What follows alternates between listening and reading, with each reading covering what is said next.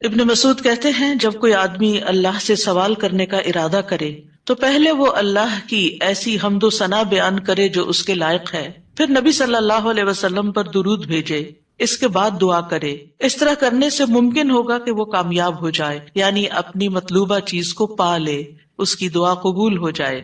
حضرت علی رضی اللہ عنہ کہتے ہیں ہر دعا روک دی جاتی ہے یہاں تک کہ محمد صلی اللہ علیہ وسلم پر درود پڑھا جائے۔ یہ ان کے احساسات ہیں اور وہ سمجھتے ہیں کہ یہ درود ہی دعاؤں کو آگے بڑھانے والا ہے۔ مناوی کہتے ہیں کل دعاء محجوب، یعنی ہر دعا سے قبولیت روک دی جاتی ہے یہاں تک کہ دعا کرنے والا نبی صلی اللہ علیہ وسلم پر درود پڑھتا ہے، یعنی دعا اللہ کی طرف نہیں اٹھتی یہاں تک کہ اس کے ساتھ نبی صلی اللہ علیہ وسلم پر درود کو نہ ملایا جائے، کیونکہ درود دعا کی قبولیت کا وسیلہ ہے۔ ہم نے دعا کی اہمیت اور آداب میں پڑھا تھا کہ کچھ وسیلے ایسے ہیں جو جائز ہیں اور کچھ وسیلے ایسے ہیں جو درست نہیں ہیں۔ تو جائز وسیلوں میں سے ایک وسیلہ کیا ہے کہ ہم درود پڑھیں تاکہ ہماری دعا آگے بڑھے۔ دعا میں درود کی وجہ سے اللہ سبحانہ وتعالی ہماری ساری ضروریات کے لیے کافی ہو جاتا ہے۔ صحیح الترغیب والترہیب میں آتا ہے ایک شخص نے عرض کیا، اے اللہ کے رسول صلی اللہ علیہ وسلم، کیا میں اپنی دعا کا تہائی یعنی 1/3 حصہ آپ پر درود پڑھنے کے لیے مقرر کر دوں؟ آپ نے فرمایا ہاں اگر تم چاہو تو۔ اس نے کہا 2/3 2/3؟ آپ نے فرمایا ہاں اگر تم چاہو۔ اس نے کہا اگر میں ساری دعا درود کے لیے مقرر کر دوں؟ تو رسول اللہ صلی اللہ علیہ وسلم نے فرمایا پھر تو اللہ تمہاری دنیا اور آخرت کے غم و فکر کے لیے تمہیں کافی ہو جائے گا۔ اس کا یہ مطلب نہیں ہے کہ ہم پھر کوئی دعا مانگے ہی نہ، اس کا مطلب یہ ہے کہ زیادہ سے زیادہ درود پڑھیں، یعنی دعائیں تو ہم مخصوص وقت میں پڑھتے ہیں یا پھر جب کوئی ضرورت پیش آتی ہے، لیکن درود ہم ہر وقت پڑھ سکتے ہیں، یعنی ہماری روزانہ کی جو روٹین ہے، چلتے پھرتے اٹھتے بیٹھتے، کیونکہ کچھ لوگوں نے اس کے ساتھ بھی بڑی پابندیاں عائد کی ہوئی ہیں کہ بغیر وضو کے درود نہ پڑھا جائے، سر پہ دوپٹے کے بغیر درود نہ پڑھا جائے، راستے میں کہیں درود نہ پڑھے۔ ایسا کچھ نہیں ہے، دعا ہو، ذکر ہو، درود ہو، وضو کے ساتھ، وضو کے بغیر، راستے میں، سوتے جاگتے اٹھتے بیٹھتے ہر جگہ پڑھ سکتے ہیں۔ صرف یہ ہے کہ نماز جو ہے وہ وضو کے بغیر نہیں ہوتی، وہ پوری طرح سطر ڈھانکے بغیر نہیں ہوتی۔ آپ لمبی سے لمبی نماز پڑھ رہے ہیں لیکن آپ نے ایسا دوپٹہ اوڑا ہوا ہے کہ آپ کے بال جھلک رہے ہیں تو آپ کی نماز نہیں ہوگی، آپ کی محنت ضائع ہو جائے گی۔ لیکن درود شریف کے وقت اگر آپ کام کر رہے ہیں، مثلا کھانا پکا رہے ہیں اور آپ نے دوپٹہ اتار کے ایک طرف رکھا ہوا ہے کہ بار بار وہ بیچ میں اٹک رہا ہے تو کوئی حرج نہیں، سر ننگا بھی ہے تو درود شریف پڑھ سکتے ہیں۔ تو درود شریف پڑھتے رہنے سے انسان کے سارے مسائل حل ہو جاتے ہیں، خاص طور پر اگر آپ کے دل پر بوجھ ہے، غم ہے، پریشانی ہے تو درود ان چیزوں کو دور کرنے والا ہے، ان کا ازالہ کرنے والا ہے، یہ دنیا اور آخرت کی خیر کو جمع کرنے والا ہے، کیونکہ اللہ تعالیٰ جس کو غم اور فکر میں کافی ہو جائے تو ایسا شخص دنیا اور آخرت دونوں کی پریشانیوں سے نکل جائے گا، کیونکہ نبی صلی اللہ علیہ وسلم نے درود کی فضیلت کیا بتائی کہ پھر اللہ تعالیٰ اس کو دنیا اور آخرت کے ہم و غم کے لیے کافی ہو جائے گا، یعنی پھر سارے معاملات آپ کے اللہ کے سپرد ہو جائیں گے۔ یعنی اذن یکفیک اللہ ما اہمک، تمہاری دینی، دنیاوی، اخروی معاملات، ہر چیز میں جو پریشانیاں ہیں انشاءاللہ وہ دور ہو جائیں گی۔ اس کی وجہ کیا ہے؟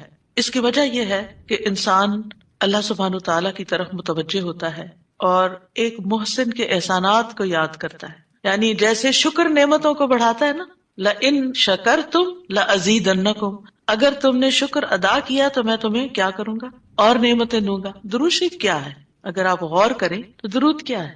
درود دراصل نبی صلی اللہ علیہ وسلم کے ہم پر جو احسانات ہیں کہ آپ نے ہمیں ایمان سے روشناس کیا، قرآن سے روشناس کیا، حکمت سے روشناس کیا اور ہماری خاطر دعائیں کی، بے شمار احسانات ہیں نا آپ صلی اللہ علیہ وسلم۔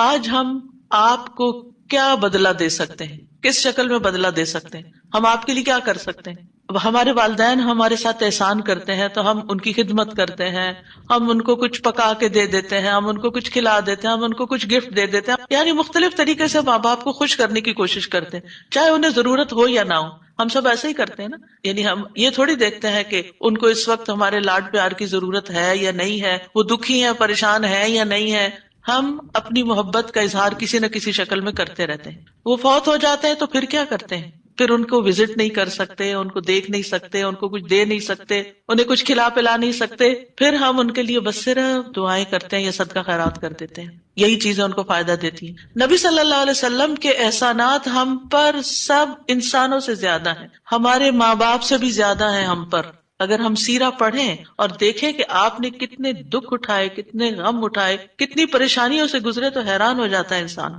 کہ اتنی بھی سچی خیر خواہی کسی انسان کے اندر ہو سکتی۔ النبی اولا بالمؤمنین من انفسہم، نبی تو تم سے بھی زیادہ تمہارے لیے مہربان ہے، یعنی ہم اپنی جانوں کے بارے میں اتنے فکر مند نہیں ہوتے، ہم اپنے آپ کو خود جہنم کی آگ سے بچانے کے لیے وہ فکر نہیں کرتے جتنی فکر ہمارے نبی صلی اللہ علیہ وسلم نے ہمارے لیے کی۔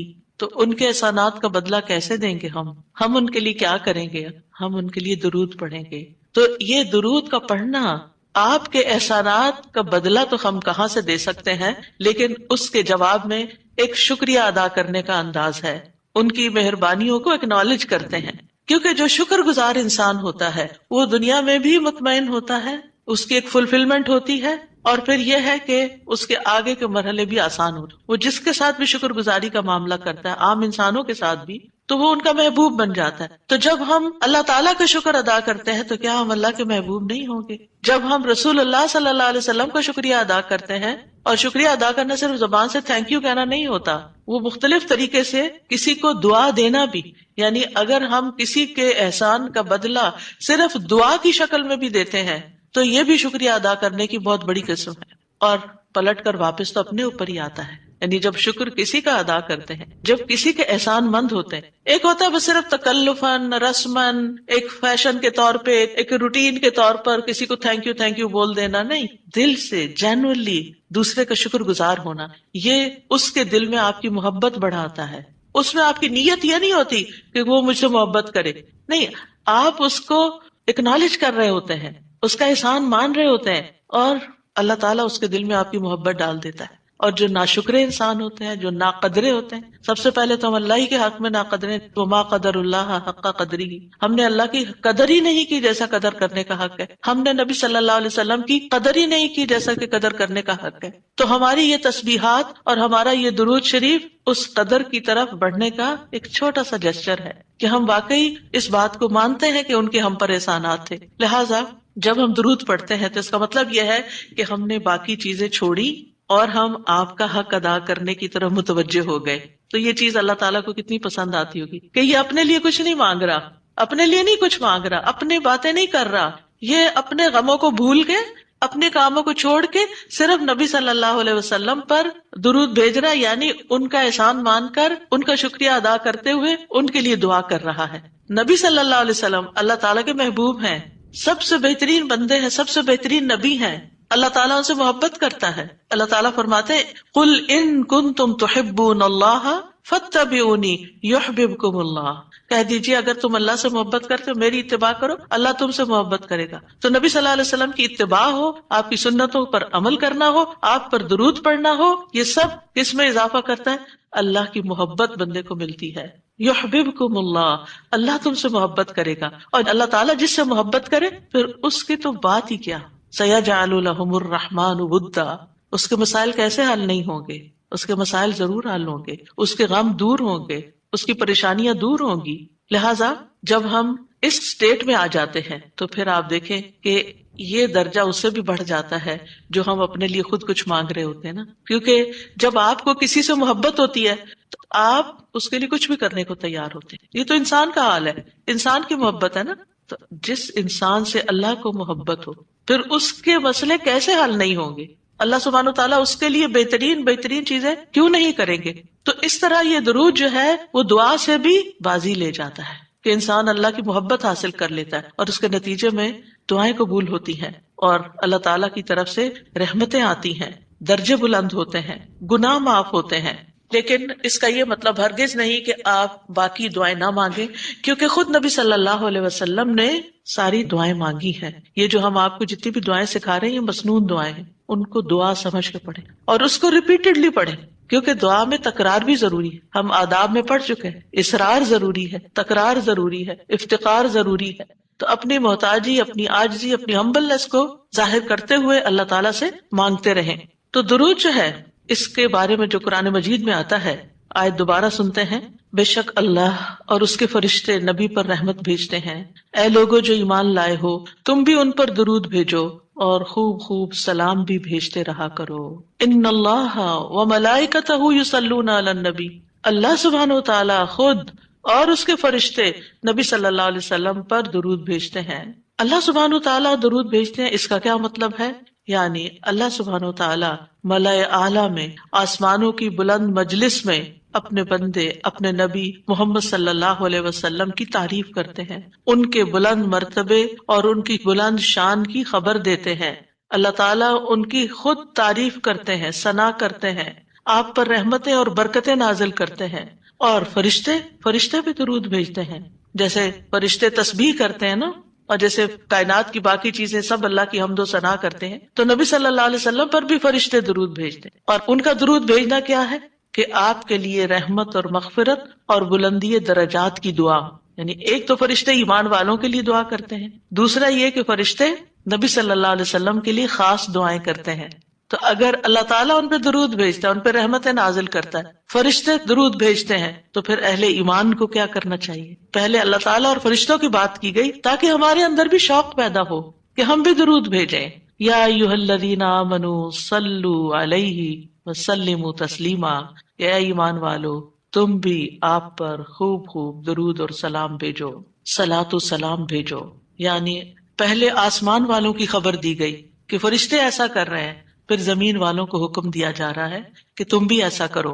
قرطبی کہتے ہیں اس آیت کے ذریعے اللہ نے اپنے رسول کو آپ کی زندگی میں، یعنی رسول اللہ صلی اللہ علیہ وسلم کی زندگی میں اور آپ کی وفات کے بعد آپ کو شرف و مرتبہ بخشا ہے، اور آپ کے مقام اور مرتبے کو بیان کیا ہے کہ آپ کا کیا مقام ہے، تاکہ ہم ایمان والے اس مقام کو سمجھیں. تو دوسرے لفظوں میں آپ صلی اللہ علیہ وسلم کے لیے اوپر کے جہان اور نیچے کے جہان میں تعریفیں ہوتی ہیں. یعنی ہم بھی آپ کی تعریف کرتے ہیں اور فرشتے بھی آپ کی تعریف کرتے ہیں، ہم بھی آپ کے لیے دعائیں کرتے ہیں، فرشتے بھی آپ کے لیے دعائیں کرتے ہیں. اور اللہ سبحانہ تعالیٰ ملائے اعلیٰ میں مقرب فرشتوں کے پاس اپنے نبی کی تعریف کرتے ہیں. آپ دیکھیں کہ دنیا میں طرح طرح کی مجالس ہوتی ہیں نا، کچھ مجالس بڑی خاص ہوتی ہیں، خاص لوگ صرف انوائٹڈ ہوتے ہیں، ہر کوئی نہیں وہاں جا سکتا. آسمانوں میں بھی خاص مجالس، اللہ سبحانہ وتعالیٰ کے جو خاص مقرب فرشتے ہیں جنہیں وہ حکم دیا گیا تھا کہ آدم کو سجدہ کرو، جن کے سامنے اللہ تعالیٰ نے یہ بات رکھی تھی کہ میں آدم کو پیدا کرنے جا رہا ہوں. یہ گیدرنگ جو ہے اس کو ملائے اعلیٰ کہتے ہیں. ملا کہتے ہیں سرداروں کو، اور اعلیٰ کہتے ہیں بلند سردار. تو یہ ایلیٹ کلاس ہے فرشتوں کی کہ جس کے سامنے اللہ سبحانہ تعالیٰ نے حضرت آدم کی پیدائش کی بات کی تھی اور پھر اس کے بعد سجدے کا حکم دیا گیا تھا. تو مقرب فرشتوں کے درمیان یا ان کے پاس اللہ سبحانہ تعالیٰ نبی صلی اللہ علیہ وسلم کی تعریف کرتے ہیں. ذرا سوچئے، امیجن کیجئے فرشتوں کی مجلس. ویسے تو کوئی فرشتہ اللہ کی نافرمانی نہیں کرتا، ہر فرشتہ اطاعت گزار ہے، ہر فرشتہ اللہ کی بات مانتا. یفعلون ما یؤمرون، لپکتے ہیں، دوڑتے ہیں، بھاگتے ہیں، تیز بھاگتے ہیں ایک دوسرے سے. فالسابقات سبقا، ایک دوسرے سے سبقت لے جاتے ہیں اللہ کا حکم ماننے میں. یعنی فرشتوں کا یہ حال ہے. لیکن ان کی کیٹیگریز ہیں. سورۃ فاطر کے شروع میں کیا آتا ہے؟ جاعل الملائکۃ رسلا اولی اجنحۃ مثنی وثلاث ورباع ویزید فی الخلق ما یشاء. 2 پروں والے فرشتے بھی ہیں، 3 والے بھی ہیں، 4 والے بھی ہیں، اور پھر اللہ جتنی چاہتا ہے بڑھا دیتا ہے. جبریل علیہ السلام کے تو 600 پر ہیں. سوچئے کیا کیفیت ہوگی ان کی. اور پھر جو حاملین عرش فرشتے ہیں ان کے کندھے سے لے کے یہاں کان کی لو تک 700 سال کا فاصلہ ہے. اتنا عرصہ کوئی سفر کرتا رہے. اب آپ خود سوچیں کہ اتنے بڑے فرشتے ہیں وہ، ان کے سامنے اللہ سبحانہ و تعالیٰ محمد صلی اللہ علیہ وسلم کی تعریف فرماتے ہیں. آپ کے مقام کا اندازہ کریں. کیا ہم نے قدر کی اپنے نبی کی؟ ہم کیا درود پڑھتے ہیں، ہم کیا تعریف کرتے ہیں، ہم کتنا جانتے ہیں آپ کو، ہم آپ کی سنت کو کیا سمجھتے ہیں. حدیث، یہ تو حدیث ہے، یہ قرآن تو نہیں ہے. استغفر اللہ. آپ نے دین کے مختلف چیزوں میں فرق کر دیا جس کو خود رسول اللہ صلی اللہ علیہ وسلم دے کر گئے تھے. آپ کس راہ پہ چل پڑے. تو آپ سوچئے کہ اللہ کے رسول صلی اللہ علیہ وسلم کی تعریف وہاں ہو رہی، راہ گزرتا بھی کوئی ہماری تعریف کر دے نا تو ہم ایسے بھول جاتے ہیں کہ بڑی چیز ہو گئے، ہم پتہ نہیں کیا بن گئے ہیں. اس کو بھی بہت کچھ سمجھتے ہیں. کبھی فیس بک پہ لگاتے ہیں یہ فلاں نے ہماری تعریف کی ہے، کبھی کچھ کرتے ہیں کبھی کچھ کرتے ہیں تعریف. آپ سوچئے پھر ہم کیا ہے اور محمد صلی اللہ علیہ وسلم کیا ہے جن کی تعریف اللہ تعالیٰ کر رہے ہیں اور وہ فرشتوں کی مجلس میں کر رہے ہیں. اس تعریف کا کیا کہنا. ایسے پیغمبر پر، ایسے نبی پر کیا ہم درود نہیں بھیجیں گے؟ کیا ہم ان کے لیے دعائیں نہیں کریں گے؟ اللہ سبحانہ تعالیٰ سے ان کے لیے وسیلہ نہیں مانگیں گے؟ تو صلاۃ کا جو لفظ ہے، صلاۃ کا لفظ اس کے معنی میں رحمت بھی ہے، ذکر خیر بھی ہے، دعا بھی ہے. رحمت، ذکر خیر اور دعا. قاموس میں ہے الصلاۃ الدعاء والرحمت والاستغفار وحسن الثناء من اللہ عز وجل علی رسولہ صلی اللہ علیہ وسلم. صلاۃ سے مراد دعا، رحمت، استغفار اور اللہ عز وجل کی طرف سے اس کے رسول کی تعریف ہے. یعنی درود کا یہ مطلب ہے، یعنی اللہ تعالیٰ کی طرف سے صلاۃ بھیجنے کا مطلب کیا کہ اللہ تعالیٰ آپ سے راضی ہیں اور آپ پر رحمت نازل کرتے ہیں. ٹھیک ہے، یعنی اللہ تعالیٰ آپ پر درود بھیجتے یعنی آپ پر رحمت نازل کرتے ہیں اور آپ سے راضی ہیں. ابن قیم کہتے ہیں نبی صلی اللہ علیہ وسلم پر اللہ کے صلاۃ بھیجنے سے مراد اللہ سبحانہ تعالیٰ کا آپ کی تعریف کرنا ہے اور آپ کی دیکھ بھال کرنا ہے اور آپ کے شرف کو ظاہر کرنا ہے اور آپ کی فضیلت اور حرمت کو ثابت کرنا ہے. اور فرشتوں کے صلاۃ بھیجنے کا مطلب کہ وہ دعا کے معنی میں ہے کہ وہ نبی صلی اللہ علیہ وسلم کے لیے دعا مانگتے ہیں. اور یہ بھی ممکن ہے کہ وہ اللہ سبحانہ تعالیٰ کے ساتھ مل کر نبی صلی اللہ علیہ وسلم کی تعریف کرتے ہیں کہ فرشتے بھی آپ کی تعریف کرتے ہیں. ابو عالیہ کہتے ہیں کہ معزز فرشتوں کا صلاۃ بھیجنا ان کا دعا کرنا ہے نبی صلی اللہ علیہ وسلم کے لیے. ابن عباس کہتے ہیں یصلون کا مطلب ہے وہ برکت کی دعا کرتے ہیں. یہ سارے معنی میں اختلاف نہیں ہے، یہ مختلف طریقے سے صلاۃ کے لفظ کو واضح کیا گیا کیونکہ عام طور پر ہمیں لفظ درود کا بھی مطلب کوئی نہیں آتا ہوتا. یعنی کہ اگر کسی سے پوچھے درود کیا ہوتا ہے کچھ پتہ نہیں، بس ہوتا ہے درود. تو عربی میں درود نہیں کہتے، یہ فارسی کا لفظ ہے. عربی میں صلاۃ کہتے ہیں اور صلاۃ میں یہ سارے معنی آ جاتے ہیں جو میں عرض کر رہی ہوں. اور امت کو کیا حکم ہے کہ وہ آپ کے لیے دعا بھی کریں اور آپ کے حکم کی تعظیم بھی کریں. آپ کے حکم کو جو نبی صلی اللہ علیہ وسلم کا حکم ہے اس کو سب کے حکم پر فوقیت دیں، اس کو بڑا سمجھیں. ایک طرف ماں باپ کا حکم، ایک طرف رسول اللہ صلی اللہ علیہ وسلم کا حکم. اگرچہ اللہ سبحانہ تعالیٰ نے ہمیں ماں باپ کے ساتھ احسان کا حکم دیا ہے، ان کی بات ماننے کے لیے بھی کہا ہے، لیکن ان کے مقابلے میں اگر رسول اللہ صلی اللہ علیہ وسلم آ جاتے ہیں تو پھر ہمیں رسول اللہ صلی اللہ علیہ وسلم کی بات کو فوقیت دینی ہے، ترجیح دینی ہے، اہمیت دینی ہے. کیونکہ وہ شخص مومن ہی نہیں ہو سکتا جس کو نبی صلی اللہ علیہ وسلم اس کے والدین، اولاد اور سب انسانوں سے زیادہ محبوب نہ ہو جائے. یہ ایمان کا کرائیٹیریا ہے. سارے انسانوں، چاہے کوئی کتنے بڑے بڑے اسکالرز ہوں، سائنٹسٹ ہوں، ریسرچرز ہوں، چاند پہ جانے والے لوگ ہوں، جو مرضی ہوں، جہاں رسول اللہ صلی اللہ علیہ وسلم کی بات آ گئی یہ بات سچی ہے. صدق اللہ و رسولہ، اللہ اور اس کے رسول نے سچ کہا ہے.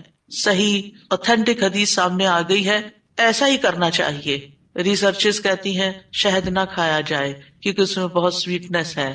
نہیں، قرآن کہتا ہے کہ شہد میں شفا ہے. نبی صلی اللہ علیہ وسلم نے تجربہ کروایا تھا ایک شخص کو، وہ شہد سے پہلے بیمار ہوا تھا اور پھر اسی سے ہی وہ ٹھیک ہوا تھا جس کا پیٹ خراب ہوا تھا. ہمارا یقین ہے اگر شہد خالص ہے، شہد شہد ہے، کچھ اور نہیں، تو پھر اسی میں ہی شفا ہے. یہ ہو نہیں سکتا کہ جو بات قرآن کہہ دے اور جو بات نبی صلی اللہ علیہ وسلم کہہ دے پھر اس میں کوئی شک باقی رہے. کوئی شک نہیں. ہمیں اس شک کو دل سے نکالنا ہے. دو چیزیں ایمان میں خلل ڈالتی ہیں، شبہات اور شہوات. کیونکہ جب ہمارے اندر ڈاؤٹس آ جاتے ہیں نا کسی چیز کے بارے میں تو پھر ہمارا یقین اٹھ جاتا ہے، پھر ہمارا عمل کمزور ہو جاتا ہے. اور اسی طرح جب ہماری خواہشات آگے آ جاتی ہیں تو پھر ہم لیزی ہو جاتے ہیں، ہم اپنی مرضی پسند کے محبوب کام کرنے لگتے ہیں اور دوسرے کاموں کو پیچھے کر دیتے ہیں، چاہے وہ ہمارے لیے زیادہ فائدے کی کیوں نہ ہو.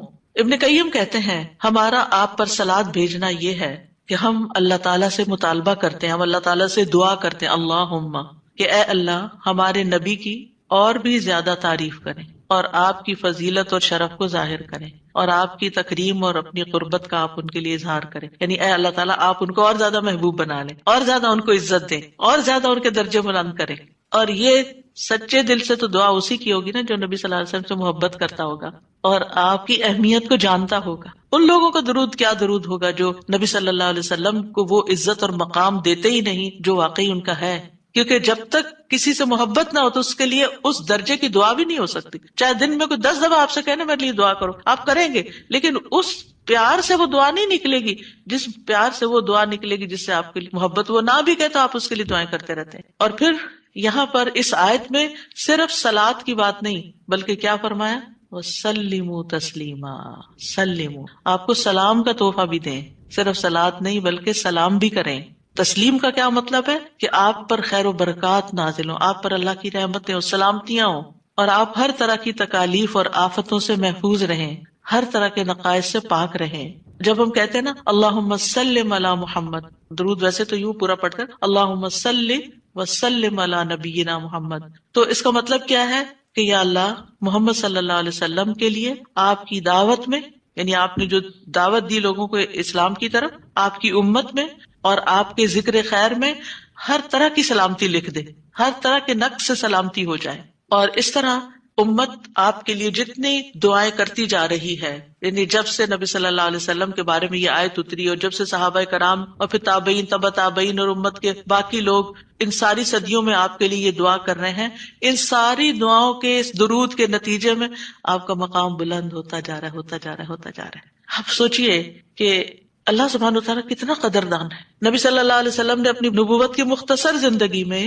جو محنت کی سو کی، لیکن اس کا انعام اور صلہ کتنی خوبصورت شکل میں اللہ تعالیٰ دے رہا ہے کہ دنیا میں آپ کا نام بلند کر رہا ہے اور آپ کو بلندی عطا کر رہا ہے اور آپ کے لیے سب سے دعائیں کرنے کو کہہ رہا ہے. یعنی درود کیا ہے؟ نبی صلی اللہ علیہ وسلم کے لیے دعا، اور وہ دعائیں اللہ تعالیٰ قبول بھی کرتے جا رہے ہیں اور اس کے نتیجے میں نبی صلی اللہ علیہ وسلم کے درجات بلند ہوتے چلے جا رہے ہیں. تو سوچئے جو سنت کی پیروی کرے گا، جو آپ کے مشن کو آگے لے کے بڑھے گا، جو اخلاص کے ساتھ اس رستے کو اپنائے گا، جو یہی کام کرے گا جو محمد صلی اللہ علیہ وسلم نے کیے، جو آپ کا پیروکار ہوگا، جو آپ کی سنت کا متبع ہوگا، جو آپ کے اس مشن یعنی دین کی تبلیغ کے کام کو آگے لے کر بڑھے گا، کیا اللہ تعالیٰ اس کو ایسے ہی چھوڑ دیں گے؟ کیا اللہ سبحانہ تعالیٰ اس کی قدر نہیں کریں گے؟ ہم سب انسان کسی نہ کسی طرح دنیا میں بلندی چاہتے ہیں، کوئی ڈگری کے ذریعے، کوئی مال کے ذریعے، کوئی کسی ذریعے دوسروں سے آگے نکلنا چاہتا ہے، بلند مرتبہ ہونا چاہتا ہے، لیکن اس راستے کو چھوڑ دیتے ہیں کیونکہ اس راستے کو بظاہر یوں لگتا ہے کہ اس سے کیا ملے گا ہمیں، اس سے کون سی بلندی مل جائے گی، اور اس طرح ہم نبی صلی اللہ علیہ وسلم کے طریقہ کار کو چھوڑ کر اور طریقوں کو اختیار کرنے لگتے ہیں. ہم سمجھتے ہیں شاید اس میں زیادہ خیر ہے یا اس سے ہمیں زیادہ بھلائی یا کوئی بڑائی مل جائے گی. نہیں، اصل بات یہ ہے کہ ہمیں جو عزت یہ دین دے سکتا ہے، جو مرتبوں کی بلندی، جو اللہ کی رحمتیں، جو خیر اور لازوال نعمتیں جنہیں کبھی ختم نہیں ہونا، جو اس راستے سے مل سکتی ہیں، وہ دنیا میں کوئی اور راستہ ہے ہی نہیں ان سب نعمتوں کو پانے کا. پھر بھی ہم اپنے دین کو حقیر سمجھتے ہیں اور دین کی خدمت کو فارغ وقت کا کام سمجھتے ہیں اور پورے خوشی اور محبت اور خلوص کے ساتھ یہ کام نہیں کرنا چاہتے. ہمیں ضرورت رہتی ہے کہ کوئی اور آئے، دھکا سٹارٹ کرے اور پھر ہم آگے بڑھیں، کوئی ہمیں موٹیویٹ کرے تو پھر ہم کچھ کریں. ہم خود سے کچھ کرنے والے نہیں. ہم کس بات کے انتظار میں ہیں؟ اصل مشکل یہ کہ ہمارے یقین میں کمی ہے، تو اس یقین کو بڑھانے کی ضرورت ہے. تو اللہ سبحانہ وتعالیٰ اپنے فرشتوں کے بعد ایمان والوں کو حکم دیتا ہے کہ اے مومنو، تم تو زیادہ حقدار ہو کہ نبی پر درود و سلام بھیجو، کیونکہ تمہیں ان کی رسالت سے جو برکتیں حاصل ہوئی ہیں، جو فیض حاصل ہوا ہے، وہ فرشتوں کو تو نہیں ہوا نا. فرشتے تو پہلے سے اللہ کی عبادت کرے. ہمیں عبادت کے طریقے کس نے سکھائے؟ محمد صلی اللہ علیہ وسلم نے سکھائے. آپ کی بدولت ہمیں یہ ساری نعمتیں ملی، تو ہمیں تو زیادہ پھر درود بھیجنا چاہیے.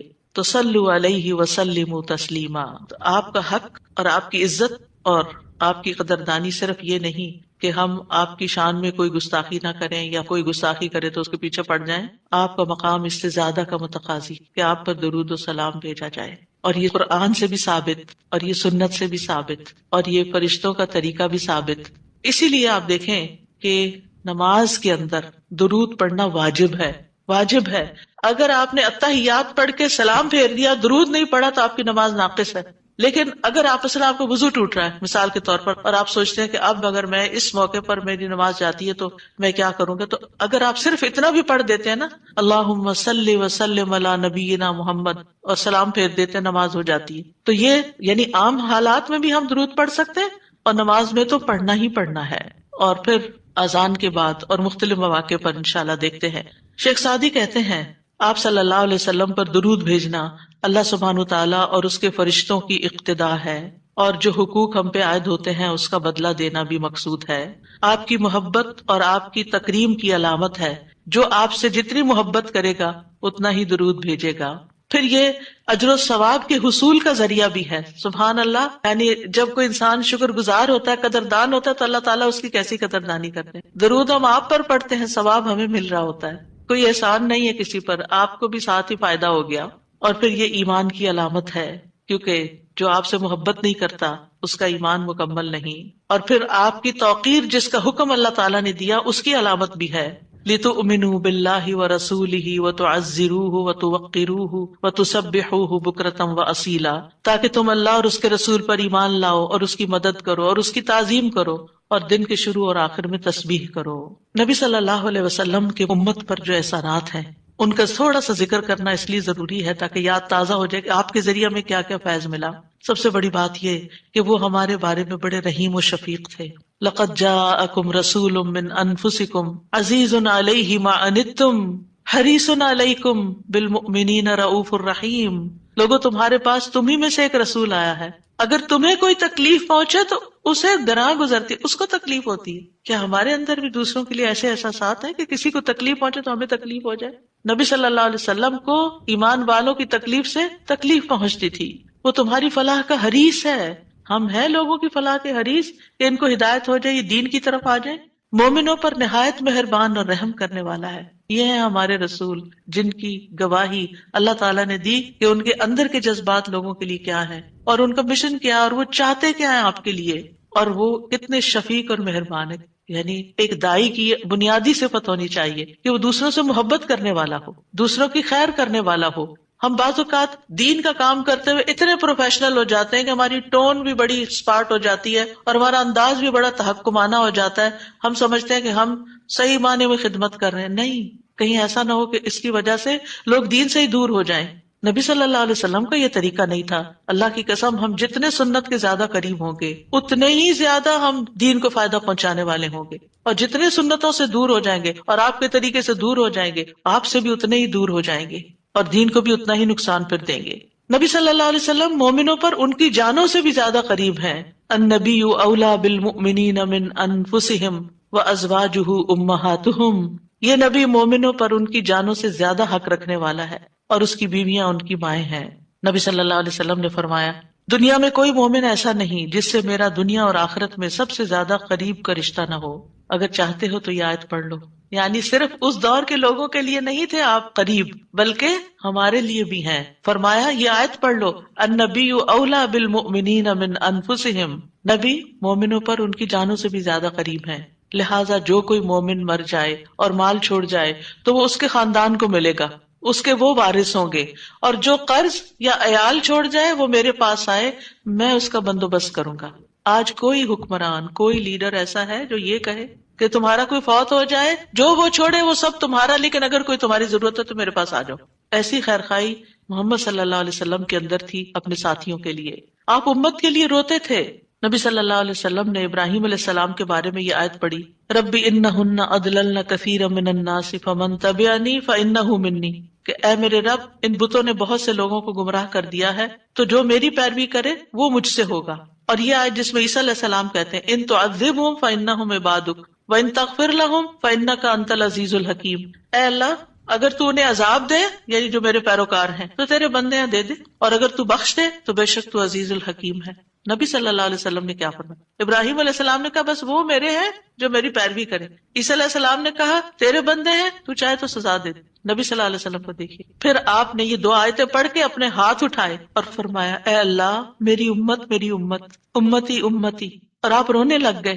یہ آپ کے دل میں امت کے لیے پیار تھا، امت کے دل میں محمد صلی اللہ علیہ وسلم کے لیے کیا محبت ہے۔ تو اللہ عز و جل نے فرمایا، اے جبریل جاؤ محمد کے پاس، حالانکہ تیرا رب خوب جانتا ہے، اور ان سے پوچھو کہ کیوں رو رہے ہیں۔ جبریل علیہ السلام آپ کی خدمت میں آئے اور آپ سے رونے کی وجہ پوچھی، تو رسول اللہ صلی اللہ علیہ وسلم نے انہیں بتا دیا کہ میں اپنی امت کے لیے رو رہا ہوں، حالانکہ اللہ سب سے زیادہ جاننے والا ہے۔ تو اللہ تعالیٰ نے فرمایا، اے جبریل محمد کی طرف جاؤ اور ان سے کہہ دو کہ ہم آپ کو آپ کی امت کے بارے میں ضرور راضی کر دیں گے اور ہم آپ کو غمگین نہیں کریں گے۔ اتنے حریص تھے وہ ہماری نجات کے اور ہماری فلاح کے، تو کیا وہ والدین سے بھی زیادہ پھر مہربان نہیں ہم پر؟ ہمارے ماں باپ ہماری دنیا کا غم کرتے ہیں، ہماری دنیا کی فکریں کرتے ہیں، ان کو کھانا کہاں سے ملے گا، ان کے فلاں چیز کا کیا ہوگا، فلاں چیز کا کیا ہوگا. نبی صلی اللہ علیہ وسلم ہماری دنیا کے تو پیچھے ہو گیا نا کہ جس کا عیال ہو، قرض دار ہو، میرے پاس آ جائے، لیکن ہماری آخرت کی فکر کرتے ہیں کہ میری امت کی بخشش ہوگی کہ نہیں ہوگی. ایک دفعہ کوئی لا الہ الا اللہ محمد الرسول اللہ کہہ کر اس دین میں داخل ہو جاتا ہے تو پھر محمد صلی اللہ علیہ وسلم اس کے لیے مہربان ہو جاتے ہیں، اس کے لیے غمگین ہو جاتے ہیں کہ اس کی بخشش ہو جائے. آپ ہر نماز میں امت کے لیے دعائیں کرتے تھے، ہر نماز میں. حضرت عائشہ کہتی ہیں میں نے رسول اللہ صلی اللہ علیہ وسلم کو خوش طبیعت دیکھ کر کہا اے اللہ کے رسول میرے لیے اللہ تعالیٰ سے دعا کریں. آپ نے فرمایا اللہم اغفر لعائشہ ما تقدم من ذنبها وما تأخر وما اسرت وما اعلنت. اے اللہ عائشہ کے سب گناہ بخش دے، جو اس نے پہلے کیے، جو بعد میں کیے، جو چھپا کے کیے، جو اعلانیہ کیے. خوشی سے حضرت عائشہ نے ہنسنا شروع کر دیا، یہاں تک کہ ہنستے ہنستے ان کا سر رسول اللہ صلی اللہ علیہ وسلم کی گود میں جا پڑا. آپ نے پوچھا کیا تمہیں میری دعا نے خوش کر دیا؟ انہوں نے کہا بھلا مجھے کیا ہے کہ آپ کی دعا خوش نہ کرے، آپ کی دعا سے ہی خوش ہوئی ہوں. آپ نے فرمایا اللہ کی قسم میں ہر نماز میں اپنی امت کے لیے یہ دعا کرتا ہوں. یہ احسانات ہیں آپ کے ہم پر، اور آپ نے اپنی مقبول ترین دعا جو تھی اپنی امت کے لیے محفوظ کر لی. نبی صلی اللہ علیہ وسلم نے فرمایا مجھ سے کہا گیا آپ مانگیں، کیونکہ ہر نبی نے مانگا ہے، ہر نبی کو ایک مقبول دعا دی گئی ہے کہ جو اللہ تعالیٰ ضرور قبول کرے گا، لیکن میں نے اپنا سوال قیامت کے دن کے لیے مؤخر کر دیا، ڈیلے کر دیا، وہاں جا کے مانگوں گا اور وہ تمہارے لیے ہوگا اور لا الہ الا اللہ کی گواہی دینے والے ہر شخص کے لیے ہوگا. ہمیں اگر اللہ تعالیٰ کی طرف سے یہ پیغام آئے کہ کوئی ایک دعا مانگ لو وہ ضرور قبول ہوگی، تو ہم جھٹ سے اپنے لیے کوئی دنیا کی دعا مانگ لیں گے جو جلد ختم بھی ہو جانے والی. اس سے آپ کی حکمت کا اندازہ لگائیں اور ہمارے لیے آپ کی محبت کا اندازہ کریں. آپ کی وجہ سے امت کو شفاعت ملے گی. نبی صلی اللہ علیہ وسلم نے فرمایا مجھے 5 چیزیں ایسی دی گئیں جو مجھ سے پہلے کسی کو نہیں دی گئی. ان میں سے ایک مجھے شفاعت عطا کی گئی، یعنی نبی صلی اللہ علیہ وسلم کو شفاعت کا حق دیا گیا. نبی صلی اللہ علیہ وسلم امت کی شفاعت کی خاطر تمام رات فکر مند رہے. ابو ذر کہتے ہیں ایک مرتبہ رسول اللہ صلی اللہ علیہ وسلم نے نماز شروع کی اور ساری رات صبح تک ایک ہی آیت رکوع اور سجود میں پڑھتے رہے کہ اے اللہ اگر تو انہیں عذاب میں مبتلا کر دے تو یہ تیرے بندے ہیں، اور اگر تو انہیں معاف کر دے تو تو بڑا غالب حکمت والا ہے. جب صبح ہوئی تو میں نے عرض کیا یا رسول اللہ آپ ساری رات صبح تک رکوع اور سجود میں ایک ہی آیت پڑھتے رہے. آپ دیکھیے کہ وہ جو سوال اکثر آتا ہے نا کہ سجدے میں قرآنی دعا پڑھ سکتے ہیں یا نہیں، اس کا یہ جواب ہے، ٹھیک ہے، کہ قرآنی آیت جو دعا کی شکل میں ہو وہ پڑھ سکتے ہیں. آپ صلی اللہ علیہ وسلم نے فرمایا میں اپنے رب سے اپنی امت کے لیے سفارش کا حق مانگ رہا تھا. یہ دعا کر کے امت کے لیے سفارش کا حق مانگ رہا تھا جو اللہ نے مجھے عطا کر دیا، اور انشاءاللہ یہ ہر اس شخص کو نصیب ہوگی جو اللہ کے ساتھ کسی کو شریک نہیں ٹھہراتا، شرک نہیں کرتا. ابن عباس کہتے ہیں رسول اللہ صلی اللہ علیہ وسلم نے فرمایا اللہ نے میرے لیے میری امت کی غلطی اور بھول چوک اور جس پر ان کو مجبور کر دیا جائے اس سے درگزر فرمایا ہے، اور یہ بھی آپ کا ایک احسان ہے ہم پر. نبی صلی اللہ علیہ وسلم نے اپنی امت کو مشقت میں نہیں ڈالا، بس وہ کام سکھائے جو وہ کر سکتے تھے آسانی سے. آپ صلی اللہ علیہ وسلم نے فرمایا اگر میری امت پر مشقت نہ ہوتی تو میں انہیں ہر نماز کے وقت وضو کرنے کا حکم دیتا، یعنی چاہے وضو ہوتا پھر بھی دوبارہ حکم دیتا، لیکن اگر وضو ہے تو دوبارہ نہ بھی کرو. یہ آسانی دی آپ نے. آپ اپنی امتیوں کو آگ سے بچانے کی شدید حرص رکھتے تھے. نبی صلی اللہ علیہ وسلم نے ایک مرتبہ فرمایا میری مثال اور لوگوں کی مثال اس شخص کی طرح ہے جس نے آگ روشن کی، جب اس کے چاروں طرف روشنی پھیل گئی تو پروانے اور کیڑے مکوڑے جو آگ پہ گرتے ہیں اس میں گرنے لگے. وہ آدمی ان کو آگ سے دور کرتا ہے لیکن وہ اس کے قابو میں نہیں آتے بلکہ آگ میں داخل ہو جاتے ہیں. اسی طرح میں تمہاری کمروں سے پکڑ پکڑ کر تمہیں آگ سے روکتا ہوں اور تم اس میں گرتے جاتے ہو، یعنی میں تمہیں روکتا ہوں کہ وہ غلط کام نہیں کرو کہ جو آگ کی طرف لے جانے والے ہیں، اور تم رک نہیں رہے. اسی طرح آپ صلی اللہ علیہ وسلم نے اپنے بعد آنے والے امتیوں کے لیے بھی محبت کا اظہار کیا ہے. حدیث میں آتا ہے آپ نے فرمایا کاش میں اپنے بھائیوں سے مل پاتا. نبی صلی اللہ علیہ وسلم کے صحابہ نے عرض کیا کیا ہم آپ کے بھائی نہیں؟ آپ نے فرمایا تم میرے صحابہ ہو. میرے بھائی وہ لوگ ہیں جو مجھ پر ایمان لائے ہوں گے لیکن میری زیارت نہ کر سکے ہوں گے، یعنی آپ کے بعد دنیا میں آئے ہیں. پھر یہ ہے کہ درود شریف پڑھنے کے فائدے کیا ہیں. یہ تو تھا کہ آپ کے احسانات ہیں ہم پر، لہٰذا ہمیں انسان ہونے کی حیثیت سے ہمارے اوپر لازم ہے کہ احسان کا بدلہ چکائیں اور ہم آپ پر درود پڑھیں. لیکن ویسے فائدے کیا ہیں؟ ایک بار درود بھیجنے پر 10 رحمتیں ملتی ہیں، صحیح مسلم کی روایت میں آتا ہے. سنن نسائی میں آتا ہے جو شخص مجھ پر 1 مرتبہ درود بھیجے گا اللہ اس پر 10 مرتبہ رحمتیں نازل کرے گا، اس کے 10 گناہ معاف ہوں گے، اس کے 10 درجات بلند ہوں گے. ایک اور روایت میں آتا ہے جو شخص میری امت میں مجھ پر اخلاص سے دل سے ایک بار درود پڑھے گا تو اللہ اس وجہ سے اس پر 10 رحمتیں بھیجے گا اور اس کی وجہ سے اس کے 10 درجے بلند فرمائے گا، اس کے لیے 10 نیکیاں لکھے گا، 10 گناہ معاف فرما دے گا۔ فائدے ہی فائدے، برکتیں ملیں گی۔ آپ نے فرمایا مجھ پر درود بھیجا کرو کیونکہ مجھ پر درود بھیجنا تمہارے لیے باعث برکت ہے، اور میرے لیے اللہ سے وسیلہ کا بھی سوال کیا کرو۔ یعنی جو شخص درود بھیجتا ہے برکت اس پر آتی ہے، انسان کی ذات میں، عمل میں، عمر میں برکتیں آتی ہیں۔ امام ابن قیم نبی صلی اللہ علیہ وسلم کی ذات پر درود بھیجنے کے بارے میں کہتے ہیں، یہ درود بھیجنے والے شخص کی اپنی ذات کے لیے، اس کے عمل، اس کی عمر میں برکت کا سبب ہے، اس کی مصلحتوں اور ضرورتوں کے اسباب میں سے ہے، کیونکہ درود بھیجنے والا اپنے رب سے دعا کر رہا ہوتا ہے کہ اللہ آپ پر اور آپ کی آل پر برکت نازل کرے۔ تو جب ہم آل پر برکت کی بات کرتے ہیں تو ہم خود بھی بیچ میں سب آ جاتے ہیں اور یہ دعا قبول ہو جاتی ہے، اسی لیے بدلہ بھی اسی کی جنس سے ہوگا۔ ابن حجر کہتے ہیں کہ طاعون اور دیگر بڑی بڑی وبائی بیماریوں میں سب سے بڑھ کر ان کو دور کرنے والی چیزوں میں سے نبی صلی اللہ علیہ وسلم پر کثرت سے درود بھیجنا ہے۔ پینڈیمک میں، کووڈ-19 میں ہمیں سب سے زیادہ درود پڑھنا ہے۔ درود پڑھتے رہیں، کثرت سے پڑھتے رہیں، یہ وبائی امراض دور ہو جائیں گی۔ ابن الجوزی کہتے ہیں جب اللہ اپنے بندے کے ساتھ خیر کا ارادہ کرتا ہے تو وہ اسے محمد صلی اللہ علیہ وسلم پر درود بھیجنے کی توفیق دے دیتا ہے، کیونکہ پھر خیر اسی پر واپس آنی ہے نا، تو اب توفیق ہو گئی تو خیر و برکت کے دروازے کھل گئے۔ ایک فرشتے کے ذریعے آپ تک درود پہنچایا بھی جاتا ہے۔ رسول اللہ صلی اللہ علیہ وسلم نے فرمایا جو شخص ایک بار مجھ پر درود بھیجے گا اللہ اس پر 10 رحمتیں نازل کرے گا، اس پر ایک فرشتہ مقرر ہے، یعنی اس کام پر جو وہ مجھ تک پہنچاتا رہتا ہے۔ ہر جگہ سے درود پہنچا دیا جاتا ہے، یعنی ضروری نہیں کہ روزے کے پاس جا کے ہی آپ درود پڑھیں، اور اگر روزے پہ جانا نصیب نہیں ہو تو بعض لوگ بہت اپسیٹ ہو جاتے ہیں کہ ہم مدینہ گئے ہیں روزے پہ نہیں جا سکے۔ کوئی بات ہے، ہم مدینہ میں تو ہے نا، شکر کریں۔ ہم شکر کرنا بھول جاتے ہیں اور ہم وہ چیز جو نہیں ملی ساری اپنی ایفرٹ انرجی ادھر لگا دیتے ہیں اور اپنا وقت ضائع کر دیتے ہیں۔ کیونکہ میں یہ بات اس لیے کر رہی ہوں کہ رمضان میں بھی بہت سے لوگ عمرے پہ جائیں گے اور آپ کو لیٹسٹ ریسٹرکشنز کا پتہ ہے کہ جب تک روزے کی بکنگ نہ ملے آپ وہاں نہیں جا سکتے۔ اب بعض لوگ اس پہ پریشان ہو کے بیٹھ جاتے ہیں، تو پریشان نہ ہو آپ۔ اس وقت اگر دل میں تنگی تکلیف آئے تو کہ یا اللہ قیامت کے دن مجھے اتنا دور نہ کرنا آپ سے، آج یہاں پہنچ کے بھی میں دور ہوں، قریب نہیں جا پا رہی، تو کہیں ایسا نہ ہو کہ قیامت کے دن دور ہو جاؤں۔ یہ سبق سیکھنے کی یہ بات، یعنی اچھے برے حالات تھے، لوگ ایک ایک عمرے میں کئی دفعہ جا رہے ہوتے تھے لیکن اب پہنچ کر بھی نہیں پہنچ پاتے۔ تو نعمتیں تو کبھی بھی جا سکتی ہیں انسان سے، جب نعمت جائے نا، محرومی ہو تو یہ سوچے کہ اللہ آخرت میں محروم نہ کرنا، دنیا میں ایک چیز لے لیے وہاں نہ لینا، کیونکہ وہ محرومی اصل محرومی ہے۔ تو ایسے میں آپ دیکھیں کہ اگر آپ 20 میٹر دور بیٹھ کے بھی دروشی پڑھ رہے ہیں نا، مدینہ کے اندر پڑھ رہے ہیں، مکہ میں پڑھ رہے ہیں، کینیڈا میں پڑھ رہے ہیں، یہاں سے بھی آپ کا درود پہنچا دیا جاتا ہے۔ اللہ تعالیٰ کے ایسے لشکر ہیں، ایسے فرشتے ہیں، سیکنڈز میں آپ کی بات کہاں سے کہاں چلی جاتی ہے۔ کیا یہ امیزنگ نہیں؟ اللہ تعالیٰ عرش پر ہوتے ہوئے جس کی بلندیوں کا ہم اندازہ بھی نہیں کر سکتے، یہاں ہماری باتیں سن رہے ہیں۔ اللہ تعالیٰ کے لیے کوئی چیز مشکل نہیں، وہ السمیع البصیر ہے۔ رسول اللہ صلی اللہ علیہ وسلم نے فرمایا تم کہیں بھی ہو مجھ پر درود بھیجو کیونکہ تمہارا درود مجھ تک پہنچ جاتا ہے۔ پھر یہ کہ نبی صلی اللہ علیہ وسلم کی سفارش کے مستحق ہو جاتے ہیں وہ جو آپ پر درود بھیجتے ہیں۔ آپ نے فرمایا جو میرے اوپر درود بھیجتا ہے یا میرے لیے وسیلہ مانگتا ہے قیامت کے دن اس کے لیے میری شفاعت ثابت ہو جائے گی۔ یہ وسیلہ وہ خاص مقام ہے ایک جنت میں جو صرف ایک شخص کو ملے گا، اور وہ آپ صلی اللہ علیہ وسلم کے لیے ہم مانگتے ہیں کہ وہ سب سے اعلیٰ ترین مقام ہمارے نبی محمد صلی اللہ علیہ وسلم کو ملے۔ درود نہ پڑھنے والا بخیل ہے۔ آپ نے فرمایا جس کے سامنے میرا ذکر ہو اور وہ مجھ پر درود نہ بھیجے وہ بخیل ہے۔ درود نہ پڑھنے والے کے لیے دوری اور رسوائی ہے۔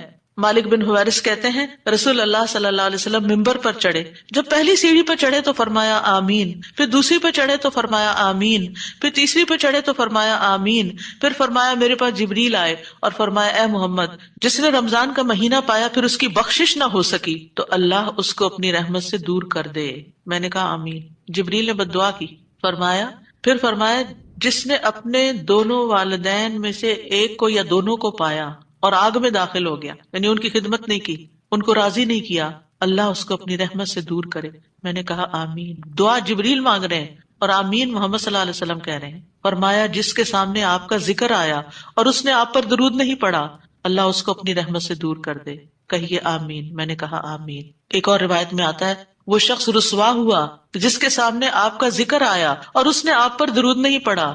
میں نے کہا آمین۔ تو دل ہی دل میں صلی اللہ علیہ وسلم پڑھ لینا چاہیے. اور اگر ایک مجلس میں کئی دفعہ آپ کا ذکر آ رہا ہے تو پورا لمبا درود شریف نہیں، یعنی مختصر بھی پڑھ سکتے ہیں. انس بن مالک کہتے ہیں نبی صلی اللہ علیہ وسلم نے فرمایا جس کے پاس میرا ذکر کیا جائے وہ ضرور مجھ پر درود بھیجے اور فوراً پڑھنا چاہیے. صالح کہتے ہیں اگر تاخیر کرے گا تو مذمت ہوگی، یعنی پسندیدہ نہیں. اسی طرح آپ کا نام لکھتے وقت یعنی محمد لکھتے وقت ساتھ صلی اللہ علیہ وسلم لکھنا چاہیے، یہ آپ کی تعظیم کے تقاضوں میں سے ہے. سفیان ثوری کہتے ہیں اگر حدیث کے پڑھنے والے کو کوئی اور فائدہ نہ بھی ہو تو اس کو یہ فائدہ ضرور حاصل ہوتا ہے کہ وہ رسول اللہ صلی اللہ علیہ وسلم پر درود بھیجتا ہے. جب تک وہ حدیث کی کتاب پڑھتا رہتا ہے اس پر اللہ کی رحمت نازل ہوتی رہتی. اگر آپ بخاری کی کلاس میں بیٹھے ہوئے ہیں اور بار بار درود آ رہا ہے، اگر آپ کو حدیثیں نہیں بھی سمجھ آ رہی